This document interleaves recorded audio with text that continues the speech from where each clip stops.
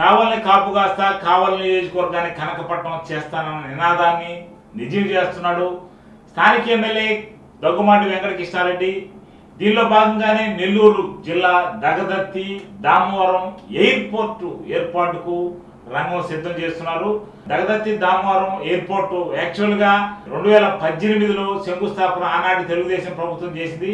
ఇదే ముఖ్యమంత్రి నారా చంద్రబాబు నాయుడు శంకుస్థాపన గావించారు. అయితే ఆ రోజు నుంచి ఈ రోజు వరకు ఒక్క అడుగు ముందుకు పడలేదు. శంకుస్థాపనతో సరి అయింది. 19లో వైసీపీ ప్రభుత్వం అధికారంలోకి వచ్చింది. వైసీపీ ప్రభుత్వం అధికారంలోకి వచ్చిన తర్వాత వైసీపీ ఎమ్మెల్యేగా ఉన్న రామిరెడ్డి ప్రతాప్ రెడ్డి దీనిపై ఎలాంటి దృష్టి సారించలేదు.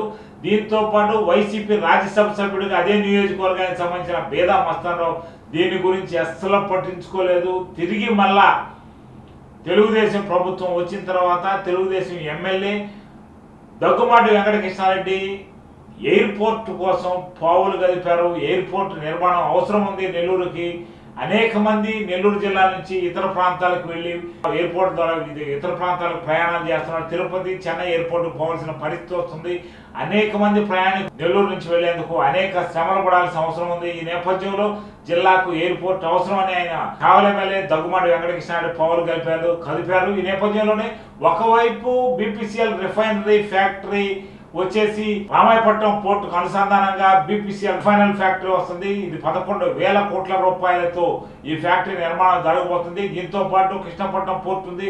రామాయపట్నం కృష్ణపట్నం మధ్యలో ఎయిర్పోర్ట్ వస్తే బాగుంటుందన్న ఉద్దేశంతో దానికోసం సమాలోచన చేస్తున్నారు. తెలుగుదేశం పార్టీ నుంచి పౌర విమానాల శాఖ మంత్రిగా ఉన్న కింజరపు రామ్మోహన్ నాయుడు దీనికోసం ప్రయత్నం చేస్తున్నారు. ఇక్కడ దగదత్తి దామవరంలో కార్గో ఎయిర్పోర్ట్ నిర్మాణం చేపట్టాలా, లేదా గ్యారేజ్ ఎయిర్పోర్ట్ నిర్మాణం చేపట్టాలా, మల్టీపర్పస్ చేపట్టాలా అన్న ఉద్దేశంతో ఇక్కడ సమాలోచన జరుగుతుంది. అయితే ఇప్పటి వరకు ఈ ఎయిర్పోర్ట్ నిర్మాణానికి ఎయిర్పోర్ట్ శంకుస్థాపన జరిగి 6 ఏళ్ళైనా ఒక్క అడుగు కూడా ముందుకు పడలేదు. కనీసం ఇప్పటికి డిపిఆర్ కూడా సమర్పించిన దాఖలాలు లేవు.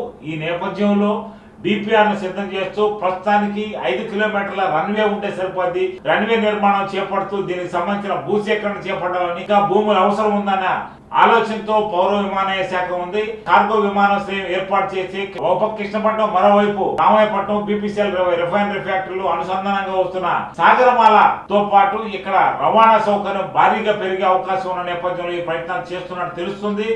దీనికి ఇప్పుడు 91 కోట్ల రూపాయలతో భూసేకరణ అవసరం ఉంది. 91 కోట్ల రూపాయలను కేంద్ర ప్రభుత్వం పెట్టుకోవాలని ఇటీవల కాలంలోనే రాష్ట్ర ప్రభుత్వం కోరినట్టు సమాచారం. ఈ మేరకు భూసేకరణ చేసే ముందుగా 5 కిలోమీటర్ల రన్వే ఏర్పాటు చేసి ఏదో ఒక రకమైన విమానాన్ని దించాలన్న ఆలోచనలో ఉన్నారు. దీనికోసం డిపిఆర్లు సిద్ధం అవుతున్నట్టు తెలుస్తుంది.